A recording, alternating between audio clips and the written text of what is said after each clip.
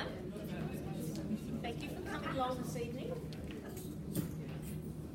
I'm Donna, I'm the Club Secretary for GEC, and I'm here tonight to introduce Keira, who's giving tonight's presentation. I've known Keira for a very long time. I think she was about 10 when we first met. She hasn't grown much. No. That's why she's sitting on the table. Not at all, that's why I'm here. And I guess through all the years I've been following her progress and can say that through total commitment, absolute determination, and not letting obstacles stand in her way, she made it to the top. If you read the flyer that we put out for tonight's presentation, you might recall that she mentioned that in the beginning she had her doubters. Well, I was probably one of them. I have changed, I'm now a very strong supporter. But You're a very supportive doubter. True. I can remember the weekend she took delivery of Fox, who was to become her 4-star horse, and many of us that weekend were going, why on earth has she bought this horse? He was very out of condition, I have to admit. This long, gangly, tall thing did not look like a 4-star horse. Not that any of us knew what a 4-star horse should look like back then. So, Keira is proof that if you have a dream, through dedication, lots of hard work, and in Keira's case, her determination to conquer her fears, which is why she's here tonight, you can achieve your dream. So Keira, thank you for coming tonight and sharing your experiences with us, and I'm sure all of us will take something home from tonight's story. Thank you.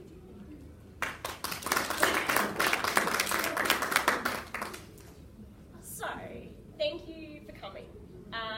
If you can't hear me, please just heckle, that's fine. So, I just wanted to start by going, there's a really big irony to me doing this talk. There was a survey done, I think it was in the US, where people were to rank their fears. And the majority of people put public speaking #1 ahead of dying. I very much fit into that category. Like, I would much rather die than speak in public. So, the reason I say that is there's actually a reason why I've chosen to do this as a speech. It's not really a speech, but as a speech rather than writing, because I'm much happier with writing in general. And the reason is because I think that this really needs to be a conversation. So I think that managing fear is something that riders, the equestrian community in general, needs to get better at talking about. And the other thing that I kind of want to say is that if you came here hoping that I'll give you some trick and you'll never feel nervous again, I'm kind of going to waste the next hour of your life. I'm really sorry. I don't have that trick because I'd totally use it if I did. So I wasn't going to do an introduction, but as an introduction, I obviously have ridden. I started out as a really nervous kid on school horses. I got a really cool pony, then I got an eventer that I think people thought I was mad and I fell off a lot more than I stayed on. And I was terrified, and then I got my good horse Fox and I was terrified, and I got to 4-star and I was still terrified. And this is where the myth comes from. If you think I'm going to make you not nervous, you go to Adelaide and you go in those warm-ups, or you walk that cross country, and if there's 20 people entered in the class, there are 20 people crapping their pants the whole week. They are all nervous. So if you kind of have this belief that, if I wasn't scared, I'd be a really good rider, no, you're going to be scared. I'm sorry, it's going to happen. The other side of it is, in terms of taking this out of a riding context, again, public speaking, massive fear. I've spent the majority of my life with what would be probably considered like quite crippling social anxiety. So I get fear on a number of levels. This isn't the only one. So it's not just riding, this is everything. As I said, I want this to be a discussion. So I have virtually no plan of what I'm going to say. I have ideas for what I'd love to talk about. If you have questions, please ask. You can't possibly, ruin my place because I don't have one. I don't have slides for that reason because they're just going to be quick pictures and quotes, and that seems pointless. And so I want you to ask questions. The other thing is I'm going to ask a couple of questions, and I'd really love if you'd raise your hand. And I'm the person who sat at uni and sat at school and would rather die than raise my hand. But the reason I ask you to is because I think there's power in that. So the questions that I'm going to ask, if you raise your hand, I think there's immense power in looking around and seeing that other people have raised their hands as well. So, what I want to start with on that note is that fear in riding is universal. So when I say fear, I mean anxiety, I mean nervousness, I mean competition nerves, I mean anything from like, oh, my heart's going a little bit faster, I'm a little bit worried, to like downright panic attack, like hyperventilating into a paper bag kind of fear, like vomiting before cross country, anything. Like all of those scales, I'm just going to call it fear because to me that's what it is. Whether you kind of identify as anxiety or whatever, that's fine. It's universal. So they've done studies which they put people like 4-star riders, race jockeys, on the quietest horses they could find. They put them on their kids' ponies, on school horses, and they asked them and they said, no, not scared. They did studies, so they looked at their cortisol levels and stuff like that. They had a physiological fear response. They were scared, they just weren't experiencing it. So if you think that you are the only person in the world that sits on a horse and gets worried, you're not. And I'm sure if you've ever had a lesson with me, you've heard this particular one before. But the reason you're worried, and the reason you should be worried, is because it does not make good evolutionary sense to tie a small piece of leather around a 600-kilo animal, sit on its back, and try and steer it with pieces of string. That's not how you get your genes into the next generation. So, the oldest part of your brain that knows of natural selection and understands these sorts of things, you sit on a horse and it goes, mayday, mayday, mayday, mayday, mayday, bad idea, this is not how we continue the human species. If you don't experience that, if you most of the time are pretty relaxed around your horse, it's because you've learned to override that. There is still the bit of your brain going mayday. It says it's a bad idea. So, I'm going to put that out there. So, on that note, who here has experienced any sort of nerves, worry, anxiety, fear around riding or while on a horse? Sounds silly, look around. So, we've got people here from all different disciplines, like I see eventers and dressage riders and whatever, all the disciplines. We've all felt it, we've all done it, it's a thing. This is why we need a conversation on it. Because it is not a case of, oh, when I'm not scared, I'll be a better rider.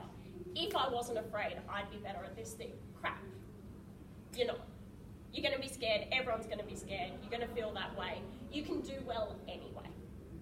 So, do we have any questions before I go off on my next tangent? Ah, cool. Alrighty. So, out of this... Sorry, one question. The fear that we all experience, what is it that we're frightened of? Is it that we're frightened of killing ourselves? Or is it that we're frightened of making a fool of ourselves? Or is it that we're frightened of doing yet another shitty dressage test, but I don't know who would think that? No. So, okay, what are we frightened of? I think it's going to be different for everyone. That older part of your brain is definitely going to be mostly frightened that you're going to die. Valid fear. But it's going to be different for everyone, and this is the thing about the fear itself is universal. The tapes that run through our head is different. And so for some of us, it will literally be, oh my God, I'm going to die. For other people, it will be like, oh my God, what are people thinking? Oh my gosh, I look really silly. Oh my gosh, I can't handle this horse. If this gets any worse, I won't be able to deal with it. Oh my God, I've poured my life savings into this creature, and he's suddenly turned into a fire-breathing dragon, and I have no control over this thing, and now I really am going to die or look like an idiot or whatever. And we smoke while we do it, because that's half the fun. And then, yeah, for some of us, it's so for me, one of my biggest ones is I claim to be a professional rider, and I'm sitting here terrified of jumping an 80-centimetre fence on this young horse, and quite frankly, I'm pretty convinced I'm going to get bucked off. And so that's all of them. That's I'm going to fall off, I'm going to get hurt, I'm going to die, people are going to think I'm an idiot, and while I'm at it, I feel like an idiot. So, all of the things. So the fear itself is universal, what runs through our head is different. And I think that's another thing that's kind of worth remembering, is that whatever runs through your head, it may use different words. Odds are you've used the same words as someone else, I don't think we're that unique. But it's kind of the same thing, and it manifests in different ways for everyone, but it tends to manifest in similar ways. Does that answer a question? Yes, can I throw something out Yes. there too? And then your horse on top of that is a prey animal. Yeah. And you're sitting in the predatory position on its back, so you've got an escalation. Yes, and I totally want to go into that. I have so much on that one. Okay, so we will definitely go into that one. So, any other questions before I go into another one? Okay, so what I kind of want to go into is that fear response and how it looks. So we tend to go fight, flight, or freeze.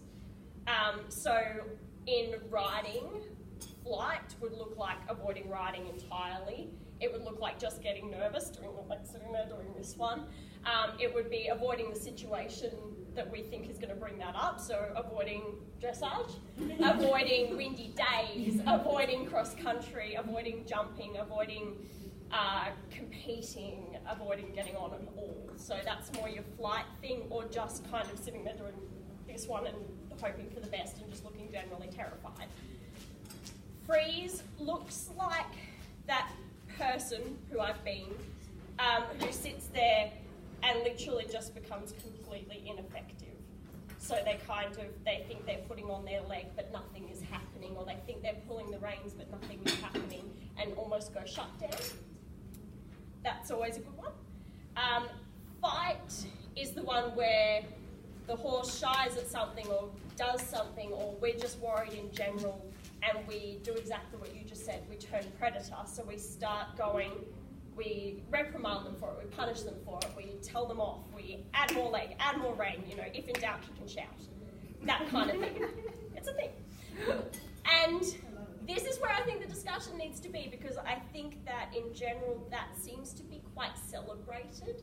That is seen as brave or bravado or something like that, and it's not. It's the other side of fear. It's just a different way of expressing fear.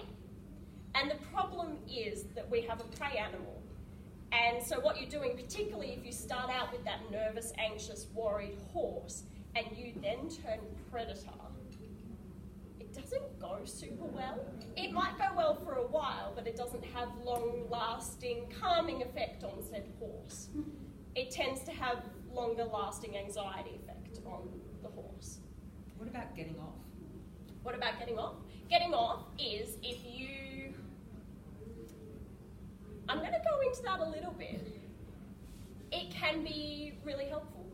If you're going to get off as opposed to putting yourself in danger, I'm 100%, go for the getting off. I mean, when in doubt, I just get off.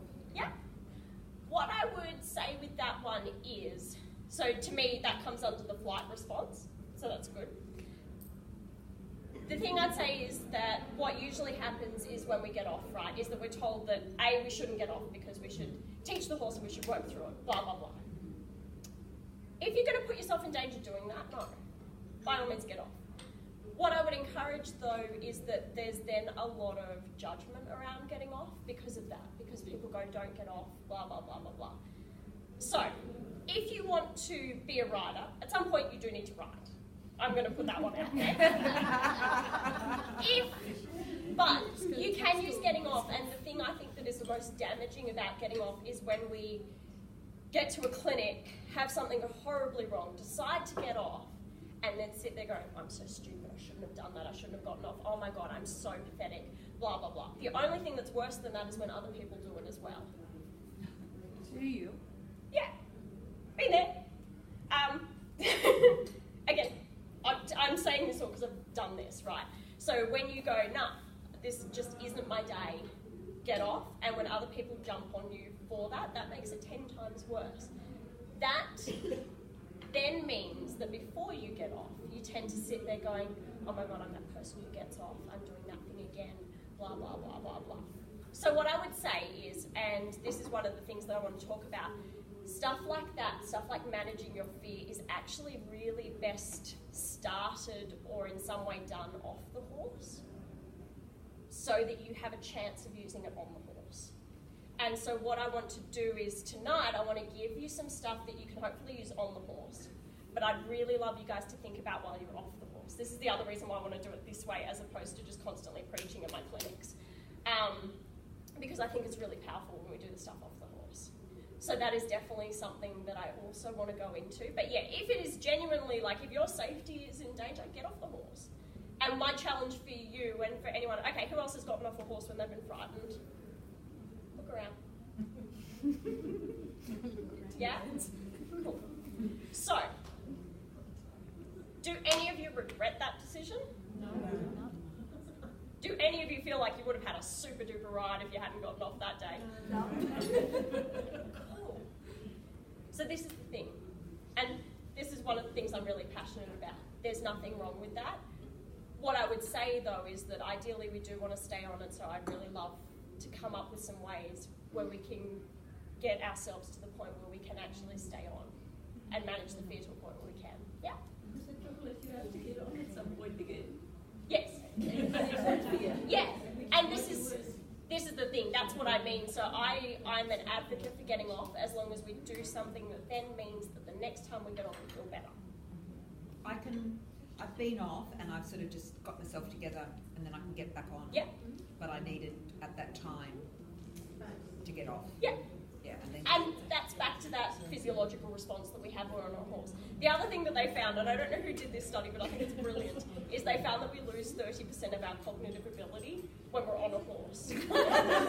So again, like due to that stress response, so again, like who's ever ridden a horse and been sitting there and gone like, I swear I'm a smart person, I just don't feel like it right now. I've totally done that. People say stuff to me and I go, I swear I understand English normally, but right now, not so much. So yeah. Using your left and your right. Yes. No, I do that anyway. No, that's fine. I just do that in general life. Okay, so yeah, that's your fight, flight, or freeze response.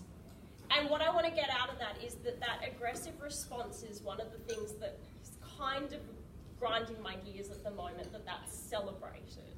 Because to me, that is a manifestation of fear. And that's not a mindful way to deal with that fear. That doesn't make us calmer and it doesn't make the horse any calmer. So what I would kind of say with that is that we can work on ways where we actually use our fear in a really positive way that's going to make us happier and it's going to make the horse happier in the future. So then my next bit of that is anxiety in horses. So I'm really into equitation science and they're really against anthropomorphism. So anthropomorphism is, and I got the definition out because I always get this wrong, it's attributing a god, an object, or an animal. I never knew the god was in there, but a god, an object, or an animal with human behaviours or psychology. So that's where we go, oh, my horse doesn't like the colour yellow. Horses really have no problem with yellow. Like, I'm pretty sure he doesn't go around spooking at daisies just because they're yellow. So we kind of see something and we go, oh, that's how I would feel about that, so therefore that's how my horse feels about it. And it is dangerous because we do the, like, he knew better. He didn't. He's a horse. He has the brain the size of an orange and he uses 10% of it. He didn't know better. He did exactly what he thought he had to in that situation. Then we have empathy, which is being able to take on the feelings of someone else. And so what I kind of think is that if we go fully towards we don't want to anthropomorphise, then we lose empathy for our horse. If we go fully towards empathy, then we risk doing the, like, he knew better, blah, blah, blah. But what I want you to think is, so if you have an anxious horse, if you were anxious, so if you were worried about something, so say he's spooking at something, say he's just worried at a comp, say he's nervous about you jumping or your dressage or something like that, how would you want to be treated if you were frightened? Would you want a person to sit there and be like, don't do that thing, because I'm scared? That's not helpful. That's never made anyone relaxed, ever. We've always had that, like, fake it till you make it, and it doesn't work. The horse knows you're scared. And what you really feel like when you know that you're scared and you pretend that you're not, you look a lot like a predator that's doing the, like, I promise I won't eat you. I promise I won't eat you, because you're trying to hide that feeling. And if anyone's going to understand fear, it's a horse. He's a prey animal. Like, his aim is to stay alive.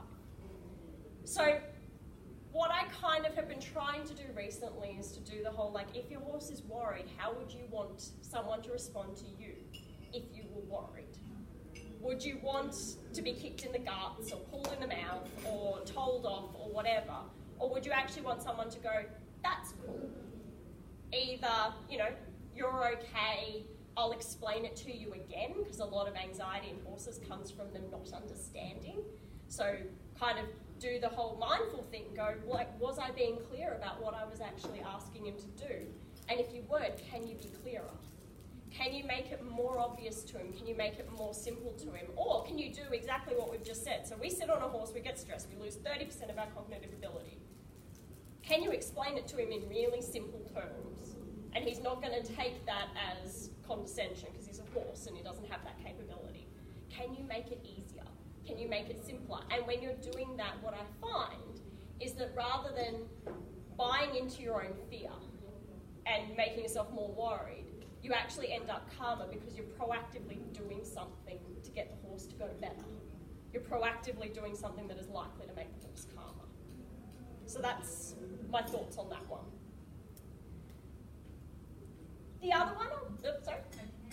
Yes. What comes to mind when you're talking about that is what you do with a horse that gets to a jump and puts a stop. Yes. Now, I know horses that put stops in front of jumps for very many reasons. Maybe the stride's wrong, maybe because the gravity not at her, whatever. With a horse that is not very confident about jumping, Yeah. you've always, one of my horses is, as you know, and you've always said, all right, if he doesn't want to go over it, let him stop, let him have a look at the jump quietly and long enough to see it. Yeah. Other instructors sometimes tell you just whack them. Yeah. Do you want to expand a bit on that? Because I know you need to know why your horse isn't jumping it, but it seems to me that horses aren't usually malevolent. They don't usually No. think, I'm not going to jump this because I want to be a bloody horrible horse. No, they don't have that capability. Is it fear? Is it striding? Is it? Yeah. They don't know. So you've got to work that out. But it seems to me that letting the horse look at the jump and then walking around and having a go again is more likely, at least if it's a fear thing, that it will then go over rather than just whacking it. Yeah. So equitation science has looked into it and said that there's two reasons why horses stop at a fence, and it's actually the same reason why they basically do anything.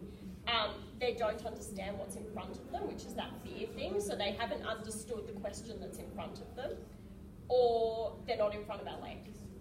And so I was always taught that, like, they stop and you smack them, and I did that and I coached that. I used to teach people that for the longest time because that's what I was taught, and it makes really good sense in a human brain to go, like, the way I was taught was that the horse comes in and they stop, and you smack them, and then you come around, and they either have the choice to jump it, or they have the choice to stop again, and they should understand the repercussions of stopping.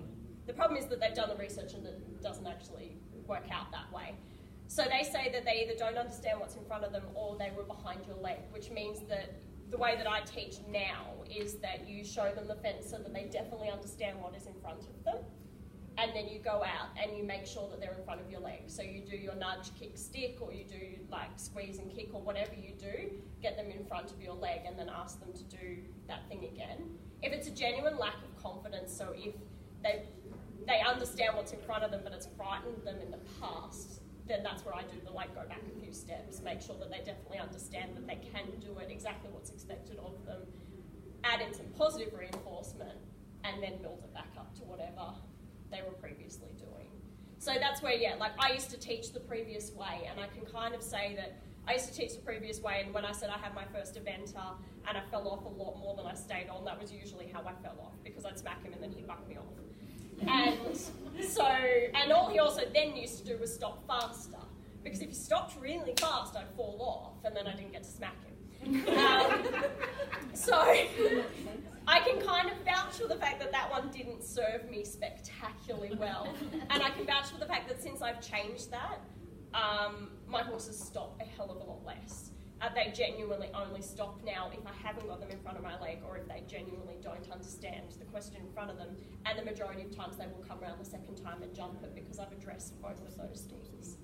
So yeah, that's where I've now gone away from that. And this is what I mean, that's, to me, is not choosing fight, flight, or freeze. To me, that's choosing something where I rationally go, okay, how can I make this work? How can I take this thing, which I find it really scary when they stop. I fall off when they stop.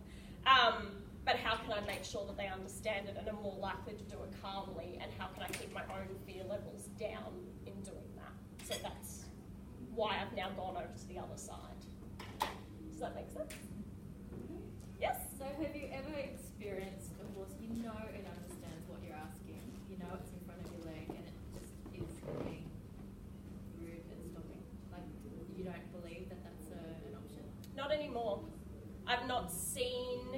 evidence of it in my coaching or in my riding since.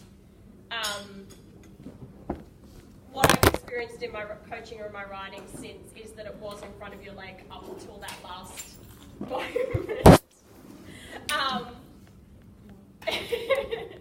Or like I just said, it's had the experience of jumping and that's caused fear. And so it's about trying to take out that level of anxiety again. I just haven't experienced it. And I've taken on since then a lot of horses that have been sent to me because they stopped and they were naughty and whatever, and I just haven't seen it play out. I'm open to being wrong. Please, actually that's the other thing, question everything that I say. I'm really, really open to being wrong. But the other one that I'll go with that is that, okay, if the horse is being naughty, does that help you? How do you fix that? So this is my thing, like if that, okay, so it's being really naughty, how do you fix that? That's really hard to fix. Yeah, if you take that as fear, and then if you take that as fear, how do you fix that? You explain to it more clearly what it's supposed to do. If it's genuinely being naughty, then you've got a naughty horse. Naughty? Yeah. This is my thing. It's about kids. It's from a parenting book that my friend read, but it says that kids do well if they can. I think horses are the same. Horses do well if they can. Also, I've always been taught that horses can't be naughty. They don't have our way of functioning. As Keira said, they have a brain as big as an orange. I know they use a small amount of it. Where their 4 little legs are. They don't have time to plan schemes, think, I'm going to be naughty. They can't even think that. All they can do is remember. They can't even really analyse. No, they literally work off classical or operant conditioning. Yeah. And so then that's the other thing, is the operant conditioning is like, has that been positively reinforced to the point where then it's become something where the horse genuinely believes that that's what it's supposed to be doing? That's the thing. And then that also requires going back and redoing your operant conditioning to make sure that the horse actually understands what its job is in that situation. Does that make sense? Yeah.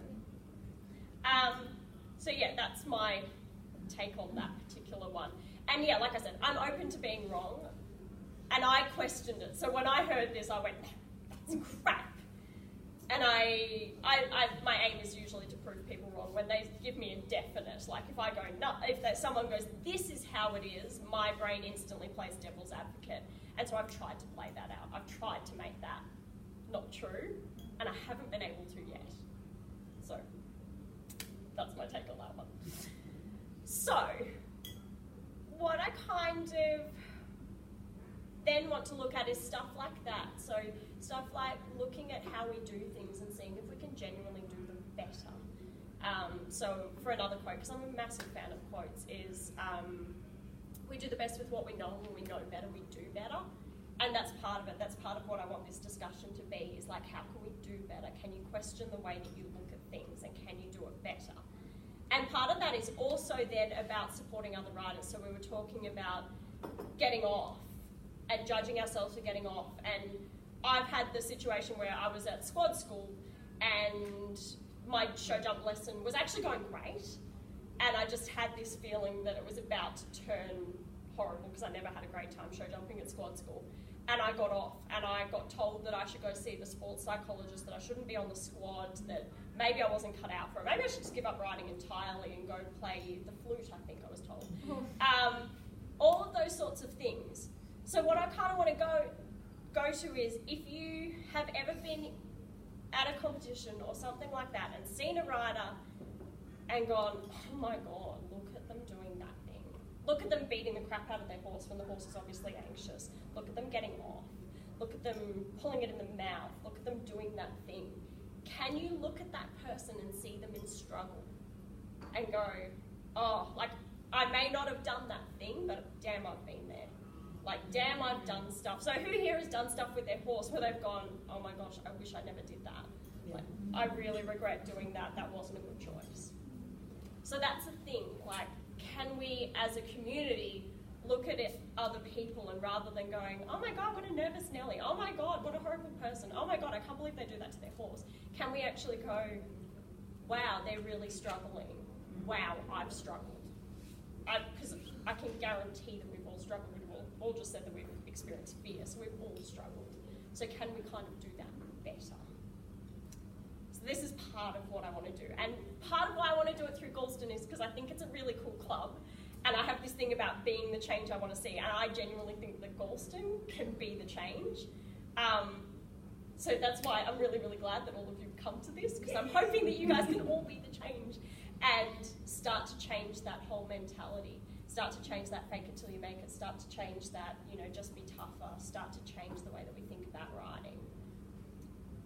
So, what I want to also go into is confidence, because I absolutely hate the word. So, I hate the word confidence because I can be confident that I'm going to be really crap. So I have spent the majority of the last few weeks being confident that I wouldn't be able to get up here and speak, and I'm really confident about that one. What I like instead of confidence is self-efficacy, and the reason I like self-efficacy is because it actually has things that we can go and look for. In that moment when we're terrified, we can go and look for self-efficacy. So self-efficacy has 4 components to it. One is previous mastery, and that doesn't have to be writing. It doesn't have to be, oh, I've jumped that before, I've done this before. It can be, but the danger with that one and the danger with this mastery one is that we go, I've done this before, therefore I should be able to do it again. Why am I so crap? It has to be, I've done this thing before, and therefore I'm likely to be able to do it again. Just as a warning. The other one that we can do is we can look for other people who look like us, and we can see something of ourselves in them and see them do well, and we can gain self-efficacy from that. So my advice with that one is to look around while you're writing, look at someone who you go, damn, they're doing well, and try to find something about them that is like you. And it sounds really dumb, but you can hijack your brain. So you can literally go, hey, look, they have brown hair, and damn, that is similar to my hair. Like, if they can do it with their brown hair, I'm so likely to be able to do it with my brown hair. And that's actually a thing. You can look for people in the same age group, you can look for people who look like you can look for people who have a similar horse to you. Anything you can find that is similar to that person, if they are doing well, you are likely to gain self-efficacy from that person. The next one is persuasion from a trusted source. So for most of us, that's our coach. So I certainly got a really long way by trusting my coach a lot more than I trusted myself. So I would go, I don't think I can jump that. And my coach would go, yes, you can. And I'd be like, well, she hasn't killed me yet, so I probably can kind of do that. And worst comes to worst, she'll scrape me off the ground if it goes horribly wrong. So you can literally do that. And again, it's hijacking your brain. It may not actually make you feel better in that moment, but it is actually having an effect. The other one is really cool because it's interpreting your physiological response. So for me, when I get nervous, my heart races, I get butterflies in my stomach, I'm sitting down because usually my kneecaps tremble, and that's a thing. All of those sorts of things, sweaty palms, whatever. If I'm excited about something that I'm going to do, it's exactly the same response. So Simon Sinek has this talk online about people being nervous versus excited and getting really cranky at people interviewing Olympians and going, so were you really nervous? And every single one of them turned around and went, no, I was excited.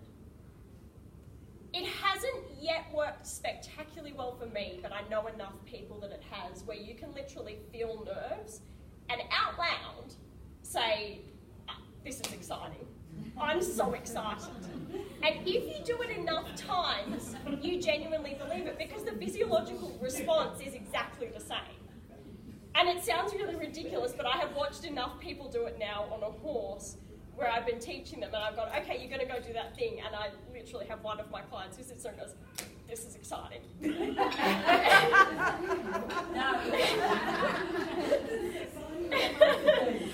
it actually works for her. For her, that has been the biggest breakthrough of her life, is turning around and going, this is exciting. It hasn't worked for me yet. I was trying to do it before this, but it didn't really work. But it does work for other people, and I do recommend that you try it. Because if you think about it, it is exactly the same. So if you stop interpreting those feelings as I'm about to die, or this is about to go badly, or oh my gosh, I'm nervous again. If you start interpreting that as I'm really excited, then odds are you're probably going to be. It's probably going to go much better if you're really excited.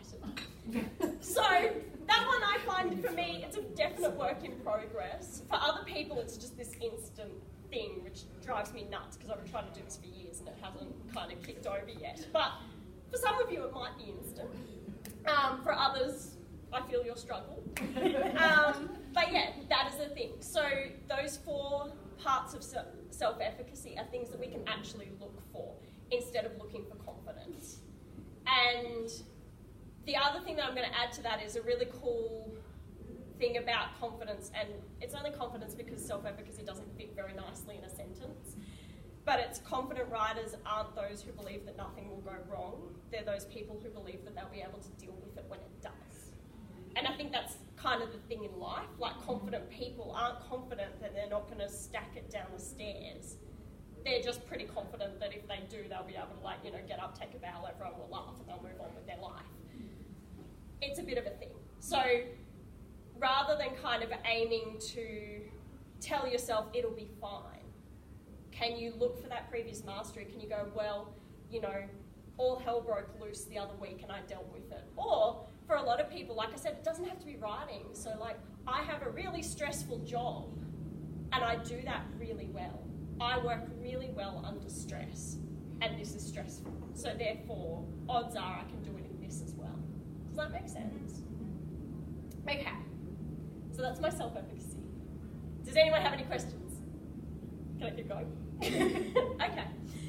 So I'm going to warn you here because I can literally talk about this for weeks. And like I said, I haven't planned it so that you guys can steer me in whatever direction you want to go. Because literally weeks. Okay. So I'll just move on then. So the next one that I'm going to look at is something that I've actually found recently, or maybe in the last year or so, that I found really interesting. Was I had someone tell me about their gratitude practice, and so they do, you know, at the beginning of every day and at the end of every day, they just write down 3 things that they're grateful for, which sounds really simple. And for whatever reason, I started using it in my coaching, and then I started using it in my writing. And it became something along the lines of ask for what you want and be grateful when it happens.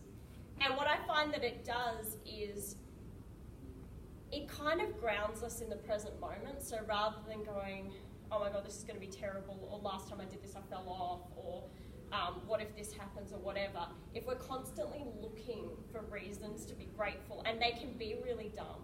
They can be like, I love my horse's ears.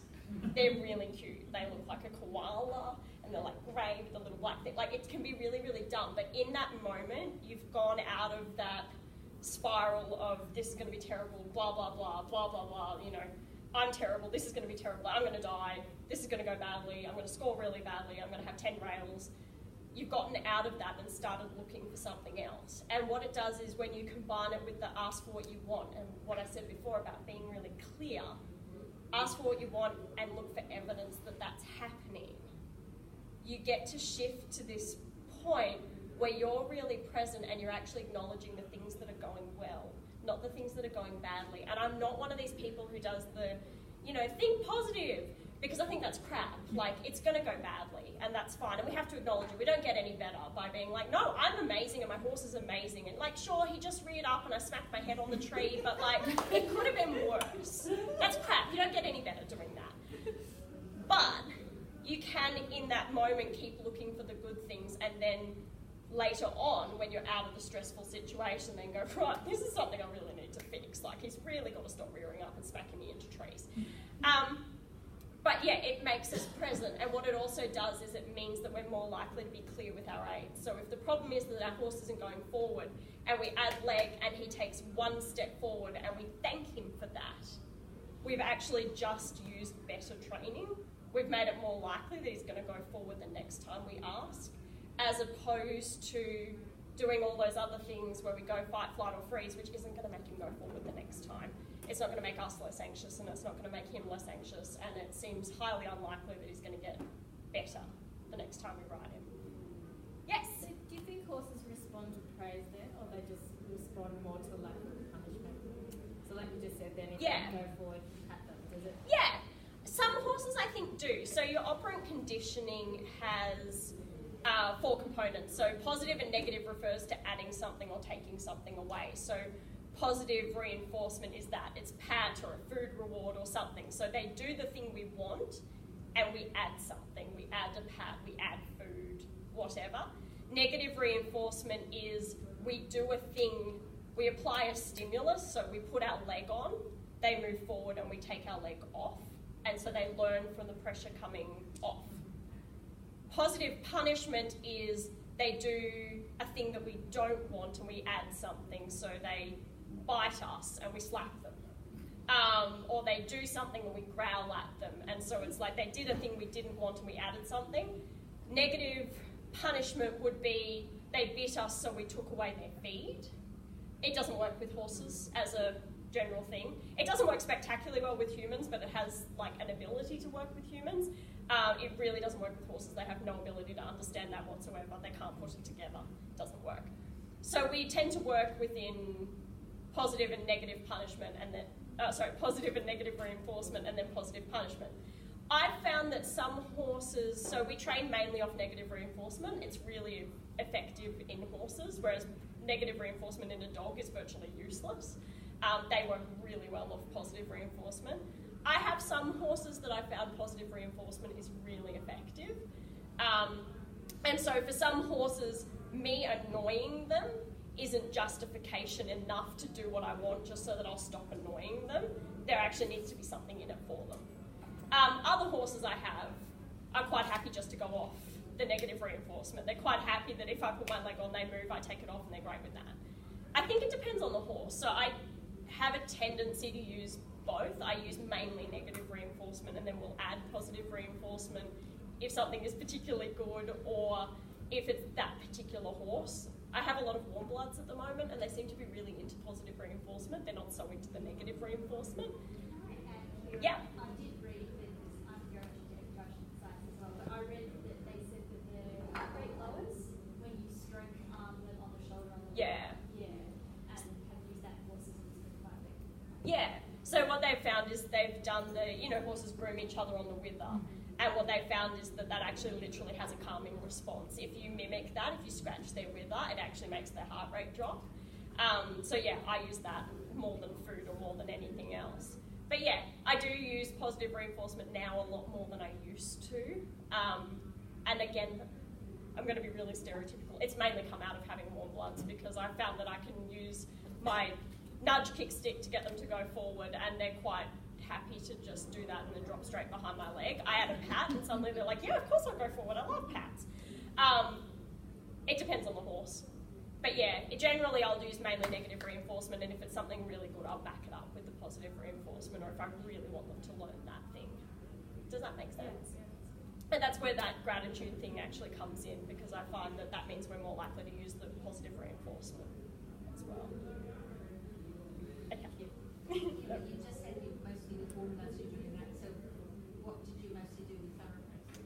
So thoroughbreds, I was mainly able to go purely off negative reinforcement. So just, if I put my leg on and went nudge, kick, stick, they go forward and I take the pressure off, and they seem to be really receptive to that. It's a massive stereotype, because I do have one warm blood that's very receptive to that, and horses in general are very receptive to that, but I've just found that a lot of my other warm bloods need there to be a better incentive than that. I'd still use the positive reinforcement with my thoroughbreds as well, but it's just, I don't need to, I do it because I want to. Does that make sense? And yeah, and again, if they're stressed, I'll use it, I'll go for my gratitude thing, I'll be really clear, and then I'll positively reinforce it to ideally bring down their stress levels, where negative reinforcement probably won't bring down their stress levels quite so quickly. Does that make sense? Cool. Okay. I'm kind of going with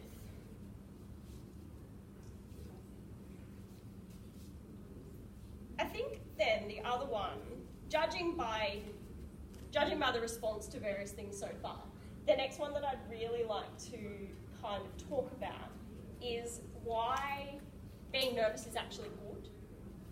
So, do any of you think being nervous is actually good? Yeah. Cool. Do any of you think being terrified is actually good? No. Cool. Why? Use your ability to cognitively. Yeah. Cool. What else? Other reasons?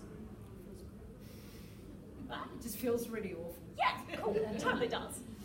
Okay, so I'm going to go... Ideally, we want to try and bring ourselves down out of terror. We want to, like, you know, be a bit more cognitive. We want to be a little bit less emotional, blah, blah, blah.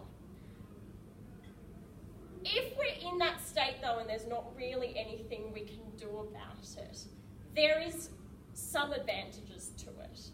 And the advantages to it would be that with that much adrenaline going through our body, we actually make really quick decisions. So it doesn't seem super helpful at the time, but being high adrenaline in stressful situations is a lot safer than being low adrenaline. So in a stressful situation, if we're really low adrenaline, we don't make very fast decisions, and particularly in riding, we tend to make really crappy ones because we tend to be indecisive. Adrenaline makes us fairly decisive. Whether that's a good decision or not is another thing, but I'm just going to put it out there that no, it doesn't feel great, and hopefully I'll give you guys some stuff that you can keep yourselves out of that state. But if you are in that state, odds are you're going to at least make a decision. You're hopefully going to be less indecisive. And so hopefully, therefore, going to be more clear than if you were really indecisive in that situation. So it's actually not a terrible thing. The other reason why nerves are good, and this is, again, keeping out of that terror range, like we try and keep out of the paper bag type of area, but if you're kind of lower than that, there's this thing called perturbation, which is basically where you get that fight, flight or freeze response, less freeze, but fight or flight response to prepare you for that thing. So if you're worried because it's blowing a gale and the last time it was windy you got bucked off, if it was you're doing a dressage test and you hate dressage and that tends to go really badly, if you're about to go cross country and you feel like you're going to go vomit behind your float, it's your body preparing you adequately for the thing that you're about to do. And so for eventers, there's this really common thing where people describe being really, really nervous, and then the moment they leave the start box, it's like they leave their nerves there. What the perturbation does is it prepares, it's your brain trying to prepare your body to do that scary thing.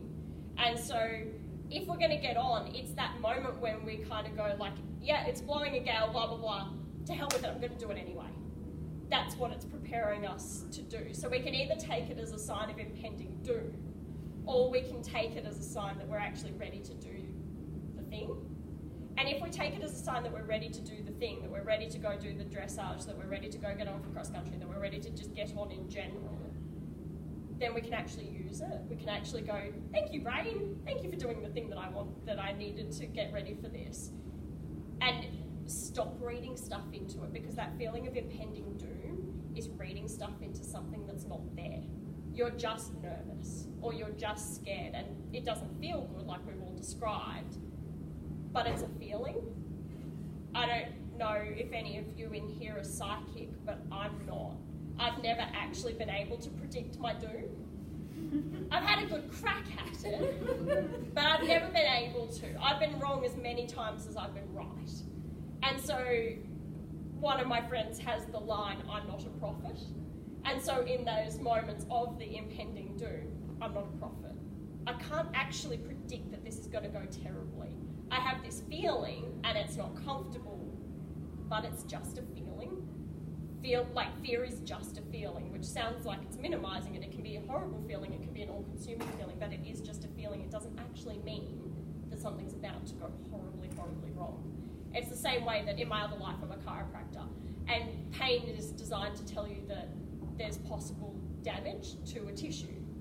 It doesn't always mean that. Sometimes our brain gets it wrong. So pain doesn't always mean, oh my gosh, something terrible is going to happen, and I'm about to have a disc protrusion and I'll be on my bed for the next 3 weeks, so I won't be able to move. It doesn't always mean that. Back pain doesn't always mean that. Same thing, fear doesn't always mean it's about to go bad. So I quite like the I'm not a prophet, and then kind of going, can you go, I'm not a prophet, I'm actually just really prepared. So it's a bit like the I'm excited. I'm actually just really prepared. My brain is doing everything it thinks it needs to be really prepared for this thing, and that's actually not a bad thing. Does that make sense? Does it sound doable? Like, it's not easy, but it has essence of doable. And what I'm kind of hoping is that if you guys have come here with someone you know, you can remind the person next to you that they're not a prophet. You can remind them that, like, they have been worried before and it's not always gone badly. Or, if it has always gone badly, no time like the present to change it. And the fact that you guys are all sitting here and relatively able-bodied tells me that it's usually often mainly gone right. It's never gone totally, horribly, catastrophically wrong. So you're probably okay. Does that make sense? Any questions for that one? Do you have a little checklist? I'm feeling like this, I need this exercise. This situation, I need this exercise. It's sounding like I need to cross-check. I know. I wish. And What I I could have a little card that I stick on the horse's neck. Yeah. So that'd be great. What I have is a bunch of things that have worked for me and a bunch of things that haven't worked for me. And I didn't do slides. What I have here is a very elegant piece of paper. If you want to write down your email, I have notes about what I'm talking about, and so I'm happy to email them to you. This is where I said it's better to try and do this stuff off the horse, because you're more likely to be able to call on it on the horse. And the other reason that I said this needed to be a discussion is I want you guys to be able to do that for each other. Because if you're really stressed in that situation, no. Odds are you're going to forget all of that, and that's fine. But hopefully you can use it when you get off. And no, I don't have a checklist, because sometimes things work for me and sometimes they don't. Sometimes the I'm not a prophet works for me, and sometimes it doesn't. Sometimes the only thing that works for me is going, yep, cool, I'm scared. That's all I can say about this right now, is I'm scared. And in that moment, though, the fear lessens. If I don't jump on my own back and go, I'm scared, therefore I'm an idiot, therefore I'm stupid, therefore I shouldn't be scared, therefore it's going to go badly. If I can stop it at just, yeah, I'm scared, then that's really effective. So if you can't remember anything else, literally just going, yeah, I'm terrified. Cool. Even that, if we don't add to it, because I sometimes experience my fear like a spiral, and it's like once I get on that spin cycle, there's no getting me off that. That to me stops the spin cycle. If we stick with, I'm scared. It doesn't actually have to go any further than that. So that's what I mean when I say like fear is just a feeling. You're just scared. And it's hard and it's crap, but you are. Yes. What makes you scared? Me? Virtually everything. Like talking to people makes me really scared, and I don't mean public speaking. On your horse? On my horse? What makes you scared? Rearing is one of my biggest Achilles heels. And you can't stop them rearing, can you? If they're rearers? I'm not good at it. And I'm not good at it because that to me is one of those things that invokes blind terror. It's a vice, isn't it? It is. You certainly can. So there are people who are really, really good with dealing with that. And, you know, rearing is a product of other things. So it's a product of them not understanding, or it's a product of fear or whatever. And so other people definitely can. For me, that is my Achilles heel. I've had a mare flip over backwards on me, and so they go up, and that's where I hit panic station. It's like, as soon as they go up, my brain goes, screw that, I am a prophet and this hurt. But yeah, so for me, rearing is one of the really big things. And that's not to say, like, I say that right, but bucking worries me. It doesn't induce that terror. I know other people where rearing worries them but isn't so terrible, and bucking induces absolute terror. That's a personal one for me. I'm also really terrified of the possibility of a rotational fall. That really scares the crap out of me. I have so many things. things. Which that- have happened? Ironically, on flat ground, trotting on a 20-metre circle, not jumping. What are the chances? I was riding a client's horse and he trod on his bell boot and had a rotational fall. So I've not had one from jumping, but yeah, where they flip over. So he trod on his bell boot and flipped himself over because he's clever. But yeah, so those two are probably my downright terrors. I have just low grade. If you have a scale of 1 to 10, I work anywhere on that scale on a day-to-day basis. And that's kind of my point, is that I still sit in fear a lot of the time. There's things that bother me less and things that bother me more, and there are those horses that I would sit on and say that I feel safe, and my body would say otherwise. But yeah, I fear a lot of things. I have massive fear of heights, I have massive fear of everything. Me too. Yeah. So I'm really big into quotes. There's a quote by Mark Twain, which is, "The human race is a race of cowards, and I not only march in that procession, but carry a banner." That is me. I have a banner for my cowardice. Like, I'm scared of the majority of things in the world. So yeah, does that answer your question? Yes. Okay. I have to ask that. Yes. How on earth did you walk the course at Adelaide? For one thing, I got to fence 6, looked at my coach and went, I could just come back next year. I don't have to do it this year. So that is one. I had a hell of a lot of faith in my horse. And so this is, my personal mission this time is to get to 4-star again and actually do it and believe in myself. Because I very much believe that horse carted me around and that I didn't deserve to be there.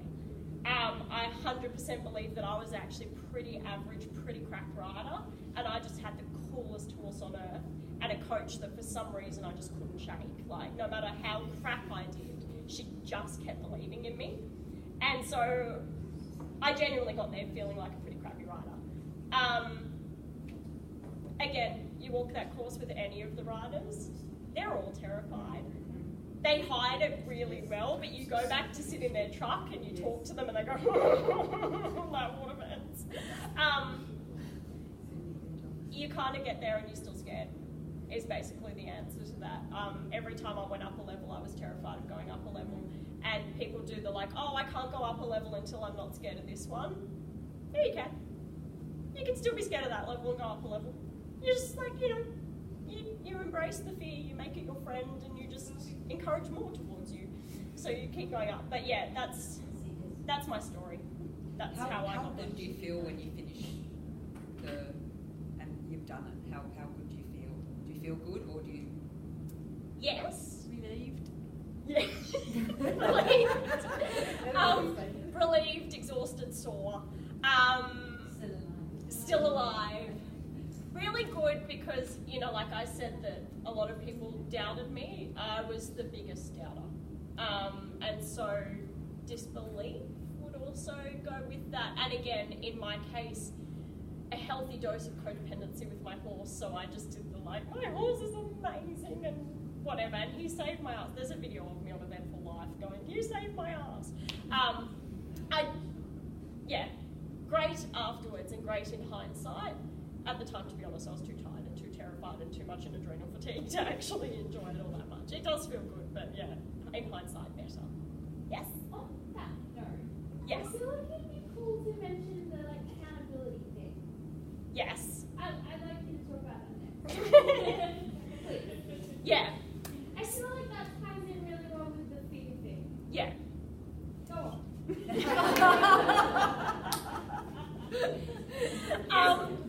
Yeah. So like I said, I used to kind of just believe that I had this really, really cool horse and that I was just kind of dragged along for the ride. And Keira, you made that horse really cool. Yeah. You trained that horse. Yes. To be that horse. Yes. I realise that now. I'm honestly going to say it's in the last 3 years that I finally realised that. So I did the majority of what I did on that horse fully believing that he was awesome and that he dragged me along for the ride. And yeah, in hindsight, I got him off the track and I took him up. And aside from one event after the horse flipped over on me, I rode him at every event. And so, yeah, now I can kind of sit there and try really hard to own the fact that I did that. And that's my aim is for my next horse is to go the whole way through going, I did that.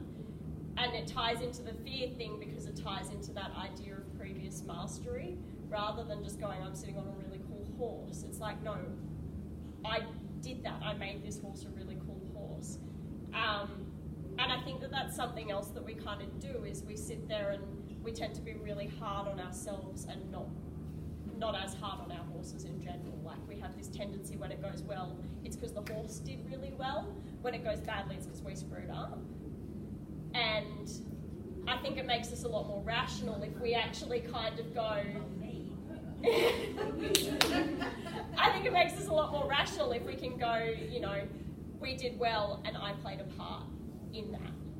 And it makes us more confident next time because we actually had some control over it. We weren't just this passenger on this brilliant beast that has a brain the size of an orange, although they are absolutely amazing and I'm not trying to discredit that. I did have a really cool horse. But yeah, trying to kind of be a bit more accountable for what I bring to it as well as what he brings to it. Is that what you wanted me to talk about? Yes, Fox was an amazing jumper. Yeah. Probably got you out of trouble a lot of times. A lot. But it was not an easy ride. No. It was not an easy ride. No. So she contributed a huge amount to that success. Yeah, and I finally get that. But yeah, I think that's a big thing, is starting to actually, that's the other one, as a community, lose the tall poppy thing. Like, own your own successes and teach the people around you to own theirs. So yeah, don't let your friend be like me and go, oh my God, he's amazing and I was terrible. No, that's crap. You get to point out both. So that's the other one that I kind of want to get into is basically just giving helpful advice to people. So like if you ride, presumably you have other friends who ride, or if you're a coach and you coach people, giving really good advice. So I'm just going to go out there on the record, no one in the history of humankind has relaxed because someone told them to relax. It doesn't work. That's how to go from nervous to paper bag, is by having someone tell you relax. So please don't ever tell someone to relax. What you can do is you can actually suggest something that they can do. So rather than going soften your hand, because that's really hard when you genuinely feel like you're holding on for dear life, you can do something like touch the horse's neck. It has the effect of softening their hand, but there's something that you can actually physically do. And it might be hard, but you can do. The other one that I'm going to say is, if you're going to tell someone to breathe, tell them to breathe out. So if you're really nervous and someone goes breathe, we go, that doesn't help. If you go breathe all the way out, they breathe all the way out and they have to breathe in. Their body just kind of takes care of that one. So that's a little trick that I find really helpful. The other one that I'm going to say is, in that moment when you're brave enough to go, I'm really nervous, and the person next to you says, me too, that's a really big thing. So being courageous enough to be that person who, when someone goes, I'm really nervous, go, me too, because you probably are, or if you're not, you have been. And you go, geez, I know that feeling. Again, back to that empathy thing. And so I think this is my biggest thing, is having the discussion around it so that we can actually just be honest and going, I'm scared. And have someone turn around and go, oh my God, me too. That's a thing. And the moment that you do that, it's slightly less scary. Because at least then you don't pile on with the like, I'm a terrible person and I shouldn't be scared. So that's going to be my other one. The other thing is, if you are helping someone, actually taking note of when you are anxious for them. Are you reacting out of that? So if you're supposed to be helping someone and they're in the warm-up and the marshal starts calling them and you go, oh my God, you have to get over there. Not helpful. Learn to manage that and kind of do the like, take a deep breath yourself. Like, yes, you really want your friend /pupil /child partner, whatever, to go really well. But you're going to help them better if you go, okay, you've got one to go. And in that one instance, you can fake it till you make it, because you're not sitting on a horse. And afterwards, you can go, oh my God, I was really nervous for you. But it's not helpful beforehand. Does that make sense? So just learning also how to be a good friend. Like, not that you're not a good friend, you're trying really hard to be a good friend, but how to actually be a helpful friend. And the friend that someone wants with them in the warm-up or on a trail or whatever they're doing. Trying to get a horse on the float is another really good one. Calm. If you get to be that calm friend, and that is the one instance when you can fake it till you make it, and then later tell them how terrified you were for them, that's fine.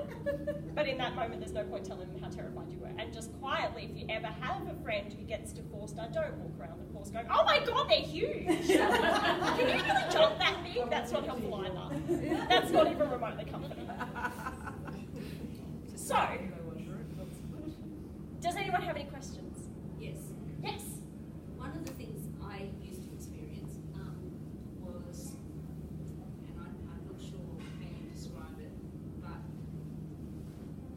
it wasn't really fear, it was more an anxiousness about doing well. Yeah. So I could usually do well in the dressage, and Yeah. I wanted to do well in the dressage, and I sometimes in the warm-up I'd get a bit worried, but generally I knew once I got into the arena he'd be okay. Yeah. And so I wasn't super scared Yes. of dressage, but I really wanted to do well. Yeah. And that puts a whole different pressure on things. Yeah. Describe how that's fear of failure, I guess. Yeah. So yeah, it is. It's kind of fear of failure. And when I did walk out of squad school and got told to go to the sports side, he actually did give me helpful, useful advice on that particular one, which is if you worry about doing well as opposed to thinking about the steps that you need for it to go well, you're much more likely to actually do well if you worry about the steps that you need, which is hard. But yeah, in that moment when you go, oh my gosh, I really want to do well. And I'm a classic for this in the dressage and also in the show jumping, because I used to be one of the worst show jumpers around.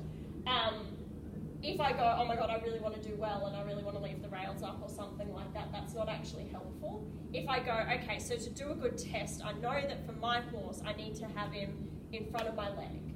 Is he in front of my leg? I know that I need to have him around my inside leg. Is he around my inside leg? And break it down into the steps that will lead to you doing well. So they kind of talk about, I don't know the words that they use, but focusing on the actual method of doing well rather than the outcome.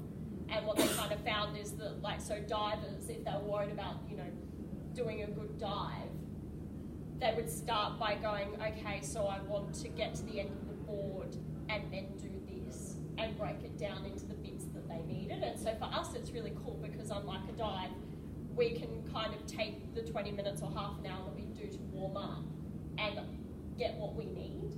And so get them in front of our leg. And that doesn't reduce the anxiety. What it does is it does kind of put us back in that present moment, and it does kind of give that nervous energy that we've created something to do. So what we were talking about with the perturbation, where you use your nerves to create the energy that you need, and so it gives it something to do. It just gives it this job. So instead of kind of sitting there going, I really want to go well, I really want to go well, oh my God, I went last time, and imagine if I didn't go so well this time, and that would be heartbreaking. Rather than that, go, okay, I really want to go well. Okay, he needs to be in front of my leg. Okay, get him in front of my leg.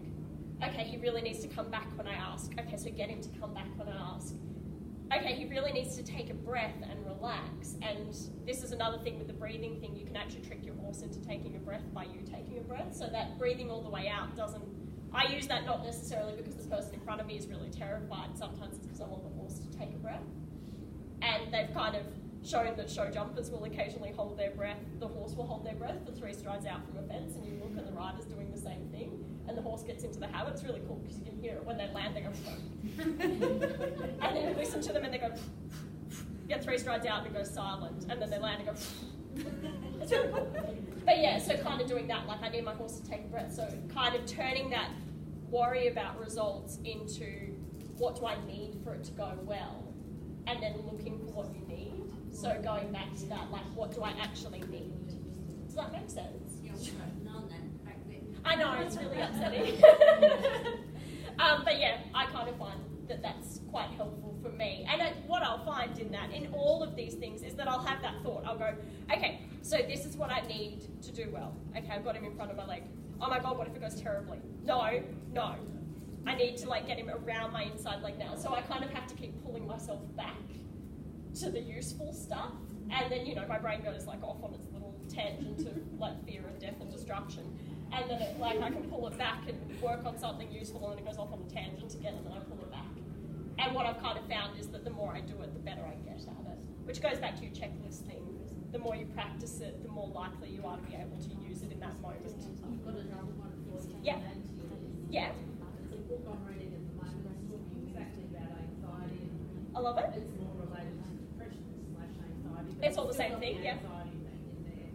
And one thing they came to realise is that people go, what's the matter with me? What's the matter with Yeah. me? And the question you need to ask yourself is, what matters to me? Yes. And then you get the answer. Yes. The other one's just making yourself. The other one's just a judgment. Yeah. It's just you saying that you're not good enough. What matters to me is now, okay, now I've got something Yeah. I can do. Perfect. Do this. I love that. Yeah, that's exactly. Yeah. I love that. Yeah, and that's exactly the thing. It's what matters to me? What do I need right now? And again, it's back to that something you can do. So rather than relax or soften your hand, it's touch the horse's neck. It's actually something that you can do, or something that you can look for, or something that you can get, rather than something that you don't have. Because if you don't have it, that's not helpful. Does that make sense? Okay. Any more questions? Actually, I've got one. Yes? I need a tool. Yeah. Because where I trail ride used to be lovely and quiet. Now all these people walk their dogs out there off the leads. Yeah. So I've been chased a couple of times or whatever. So now when I'm out trail riding peacefully, I'm a what if. What happens if a dog comes around the corner? What if this happens? Yeah. And I put up a sign that I'm on the trails. So whether that's going to work, I get out to the end of the trail and think, God, I hope there's no one when I come back. Yeah. Coming around that corner. Yeah. So my mind wanders off on my lovely trail instead of enjoying the moment. I'm Yeah. like, oh, what happens?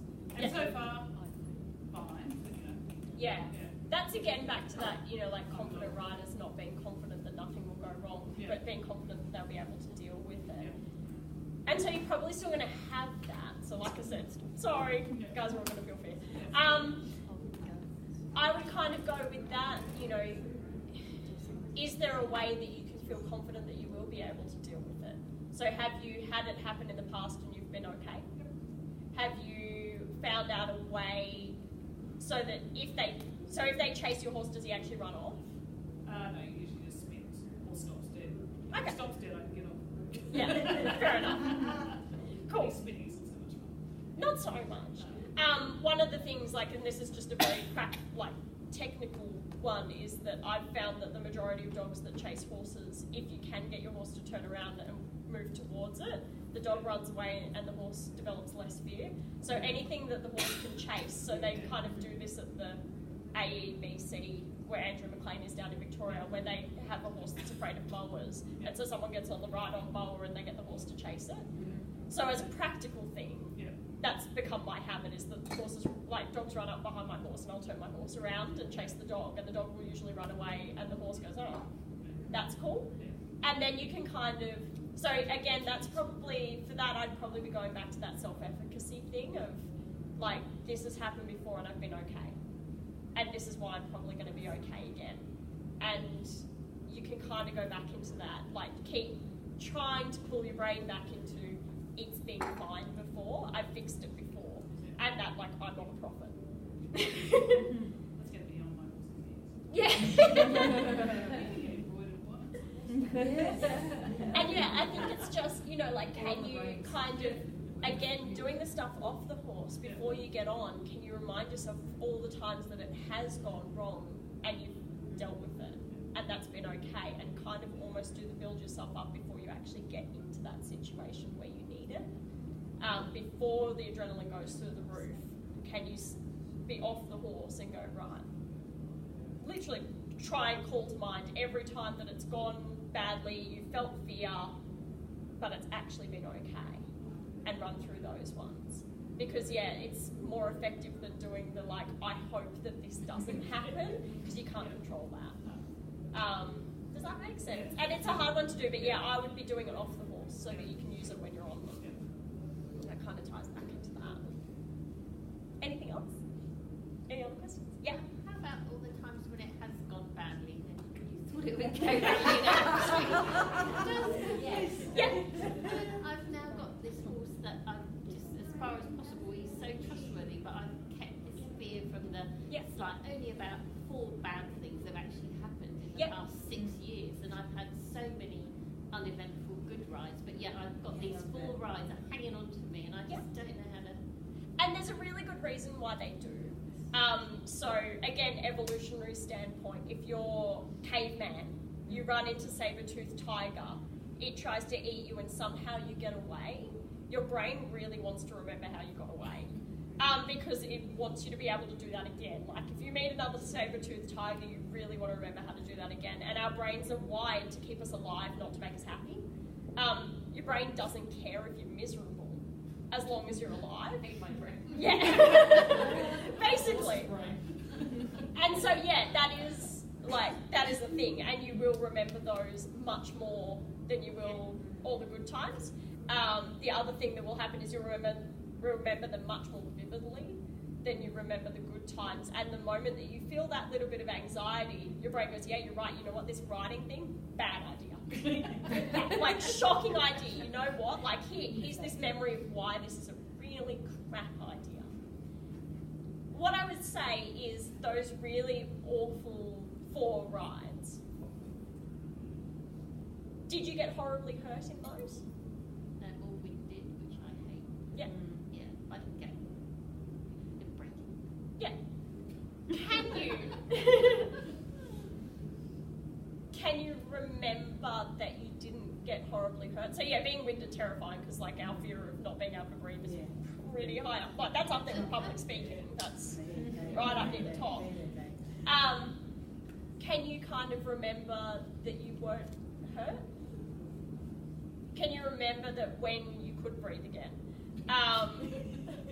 Can you remember kind of doing, I don't know, I did a body scan and kind of go like, oh God, what hurts? Yeah. Can you remember doing that and finding that nothing was particularly terrible? Yeah. Yeah, once you can breathe again. Yeah, once you can breathe again. But can you remember that you could eventually breathe again? And actually that's another note, if you're a friend or a coach or a rider or whatever, if you're winded, don't tell someone to take deep breaths. Tell them to take really shallow ones, because you find in that moment that you can take really tiny shallow ones, and that's really comforting. I'm just going to put that one out there. Yeah. What I want you to do, and this is an exercise off the horse, and I have no proof whether this will work for you, but it's something that I found helpful, is to go through that memory and run through it. So you were nervous and then something happened and then you fell off and then you were winded and that was terrible. And then you could breathe again, and then you scanned your body and you were okay. And then you got back on the horse, that's either on that day or some later date, and it's been okay. And add that into your memory. So I want you to, like, the memory doesn't stop at the point where you fell off and you were winded, it keeps going. And that's something you can do off the horse. And the only thing that I've found for me that does is that when my brain pulls that up on the horse, I can almost hit fast forward on the crappy bits, get to the last bits, and go, cool, I didn't die. It wasn't fun, it wasn't pleasant, but I wasn't seriously hurt and I didn't die. Yeah, and so it's really hard. So like that, the mare that reared up and flipped over on me, I've had to do that so much, and I still have that like bite of absolute panic when horses rear. But I can now sit on that same horse and play that through to the end. And in that particular case, it did hurt like hell, but I didn't die. And I've ridden since then and it's been okay, and add that into the memory. And so in that moment when your mind starts replaying that memory, can you kind of challenge it to go, yep, cool, keep going. Keep going, keep going, keep going, keep going. There's the point where I was okay. See if that helps. Get back to me on it, because I'm really curious. I found that really helpful for me. And yeah, so it's like when it starts then coming up on the horse, I can try and hit fast forward and play through to that next bit. See if it helps.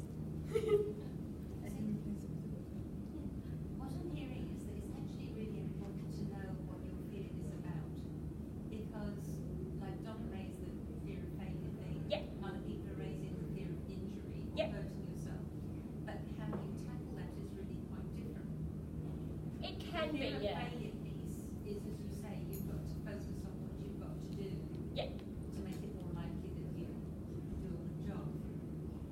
Fear of injury, you've got to play back things when you didn't get hurt. So it's actually, you've really got to be a bit analytical about what's causing your fear, what the root of your fear is, haven't you? I think it can really help. So, because I have so many so widespread fears, I tend to use all of the things that I've talked about and 100 more. But yeah, I think that it does help. It does depend where my fear comes from, which one is actually effective in that moment. Most of them are fairly generic and they should hopefully do something in that moment. But if you have a really specific thing, then I find that, in my case, it's trial and error that I got to like what specific thing helped for that specific fear. But it took me a long time to get to that. I went through everything, including shaming the crap out of myself for being scared in the first place and trying to pretend that I wasn't and all of those sorts of things. So I went through all of those first. But yeah, in general, kind of, and this is the work off the horse of going like, if you can figure it out, what are you actually afraid of? And this is probably the thing that, I don't want to go into it too much here, but for me, when someone said, what are you afraid of, I didn't have an answer. And I can remember, you know, kind of having a lesson where a particular coach said, what are you afraid of? And I went, I don't know. And it was a jump lesson, so he's like, are you afraid of knocking the rail? And I'm like, no, we knock rails all the time, that's fine. Are you afraid of falling off? No, I've never fallen off this horse. Are you afraid that he's going to stop? No, he doesn't stop. What are you afraid of then? And I couldn't find an answer, because I wasn't afraid of making a mistake or looking stupid or anything like that. And the reason why none of the traditional things about fear, the reason why none of those worked for me was because it actually went into shame, not fear.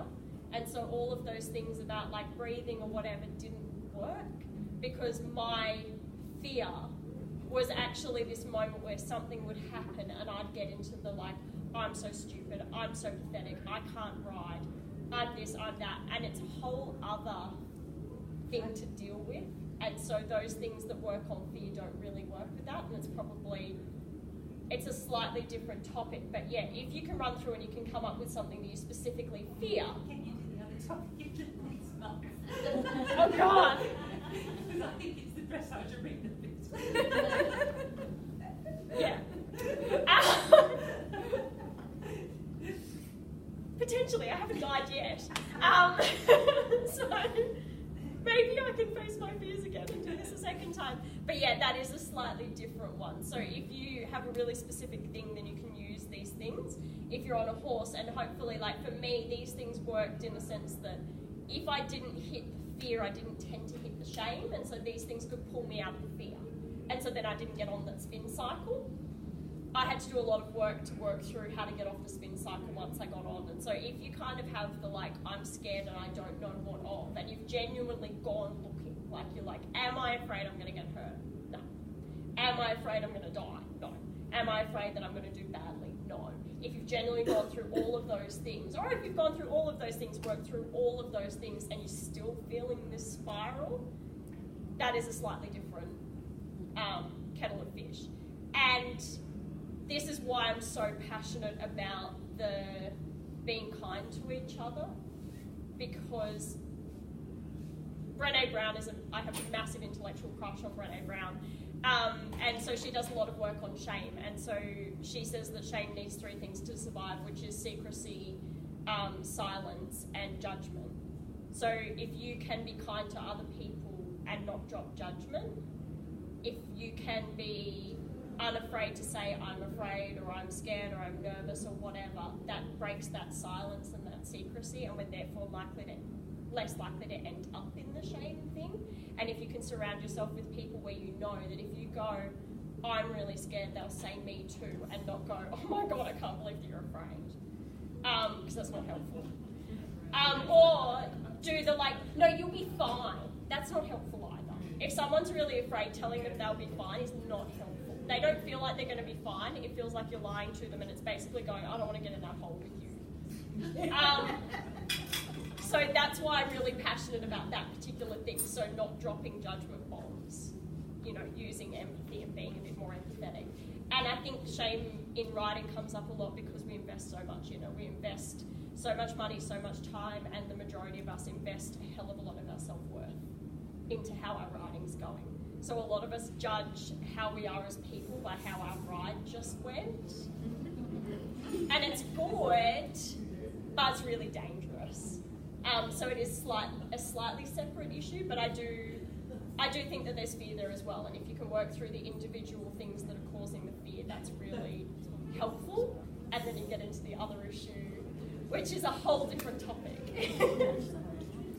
Does that make sense? Is that slightly depressing?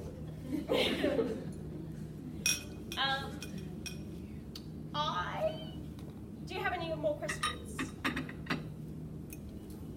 Yeah. I found it in the last few years of my riding how important it is to have the right coach. Yeah. I had various people telling me, to shorten the reins, and then I just thought, I've got to do more to it than just shorten the reins, and finding the right coach was really, really good for me. I think that different coaches will work for different people, and so the coach that I mentioned before that did the What Are You Afraid Of, he's a fantastic coach. I've seen him be amazing for so many people, and he never worked for me. And I will say, he is one of the most brilliant coaches I've ever seen. I've seen him teach other people and seen the most incredible results. For me, it didn't work. I think that's really important too. I think sometimes, a lot of people, they get scared to change. But, I just think if it's, if it's not working for you and your horse. I'm going to put it out there that, so I'm a coach, right? And I've had people move on to other coaches. And again, coaching, like riding, totally tie my self-worth into that. So people move on to other coaches, and there's this moment when I go, oh my God, what did I do wrong? Oh my God, I'm a terrible coach. That's my responsibility though, not my clients. That's not their problem. If I have that issue, that's my responsibility to work through that. It's not their responsibility to stick with me to make me feel better about myself. If you're being coached, presumably it's by an adult, that's up to them. I just wish people would think more about who they're with. Yeah. And, is it just not because they're the flavour, or, are they, doing the right thing by them and their horse? And I just find sometimes people are scared to move on, or say, like a farrier, how often, have we flicked a barrier, there's, I think there's a thing too that I'm one of those people, I've had multiple coaches over the years, and I've always found it really hard because, those people have been there for me when I'm doing the, lying there crying on the carpet because my riding's going to crap. And so it's really hard because I think that's the thing, the riding coaches I've discovered more and more that riding ends up being life lessons, and so they become like a life coach. They're there when we're at our most scared and our most upset and at our happiest and whatever, and they end up feeling like your best friend, especially if you've had them for a while. And so it does become this thing of I don't want to hurt my friend. And in terms of how long it takes, that's different for every person. And so, I've probably, over the years, taken too long to move on, but that's just what it took. And in terms of what other people do, it's just what it takes. And it takes a while to get there, and then presumably they move on, and if they find someone that's better, great. If they don't... See, I find that odd because I love hearing different instructions from different people. And I take, this one I'll hear this and this one, even horse trainers, it doesn't matter if they're the horse trainer, the person trainer, there's always something from everyone. Even people you absolutely, totally disagree with can still teach you something. Oh yeah. One of the coaches that I dislike the most in the world has told me one of the most amazing things that changed my riding. It's the one sentence that he ever said that it's brilliant. And I hated it. That one. That I have a tendency to ride to not make it worse rather than riding to make it better. So particularly in the dressage, I would ride my good horse to prevent him from blowing up, not to get him to go better and do a better test. And it's been huge, because I do. And unfortunately I do that in life, in general, I've discovered. I try to make it not go worse rather than trying to make it better. So I'm doing this, trying to make it better. But yeah, it was brilliant, and I didn't really enjoy much of anything else that he taught me, but I really liked that. But yeah, I tend to have the main coach and then I'll go to various other people. I do like some level of consistency, but I do like to hear from other people. But yeah, in terms of my main coaches, occasionally I've probably hung on too long, but such is life.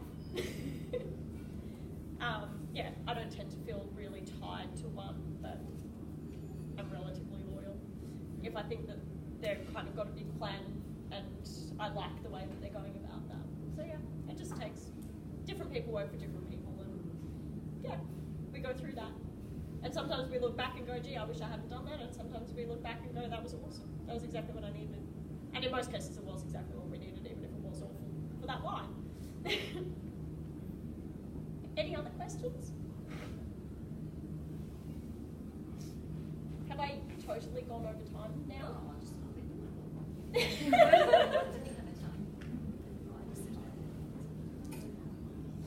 A little bit. Only an hour or so over time. So don't let me interrupt if there's more questions. So is there any more questions? Okay, so thank you so much for coming and for asking questions, for being brave enough to put up your hands. I really appreciate it. Like I said, in lieu of doing slides and so that no one felt like they had to take notes to get a checklist, I have actually written up part of what I thought I might talk about. I'll have to go home and add to it slightly. So if you want to write down your email, can email it out to you. It's just an overview as a reminder if you feel like you might have forgotten anything that was said or you want to look at it. So I'm happy to do that. I can't guarantee it will be tonight, it might be tomorrow. But yeah, I hope you all enjoyed it and got something out of it.